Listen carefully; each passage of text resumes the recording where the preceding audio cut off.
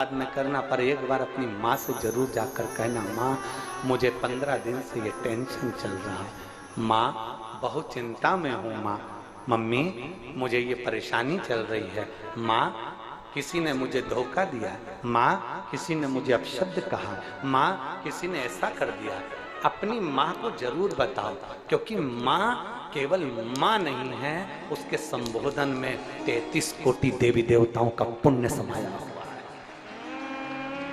एक बड़ी सुंदर कथा आती है। एक टीचर ने अपने बच्चों से कहा, आपने स्मरण किया होगा, टीचर अपने बच्चों से कहता है कि कल सारे बच्चे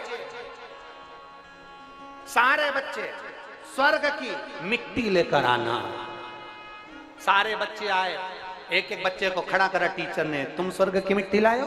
नहीं। तुम स्वर्ग की मिट्टी लायो? नहीं। तुम स्वर्ग की मिट्टी लायो? नहीं। एक छोटा सा बच्चा खड़ा हो गया, खड़े होकर बोला, टीचर ये लो मैं स्वर्ग की मिट्टी लाया हूँ। टीचर ने पूछा, ये कहाँ की मिट्टी? तू क्या स्वर्ग गया था मिट्टी लेने के लिए? तू बैकुंठ गया था मिट्टी लेने के लिए? बच्चा कहता है, नहीं, ये मेरी माँ के चरण की मिट्टी है और माँ के चरण में स्वर्ग होता है।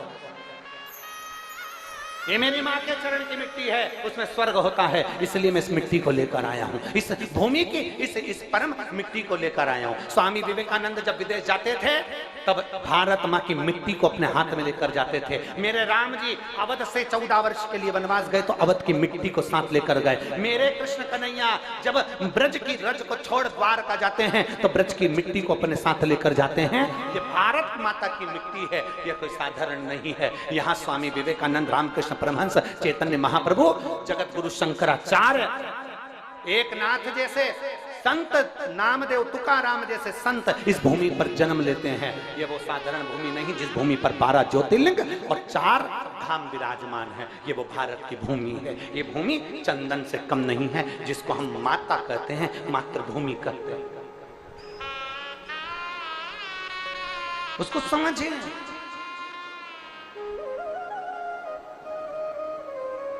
उसको पहचाने।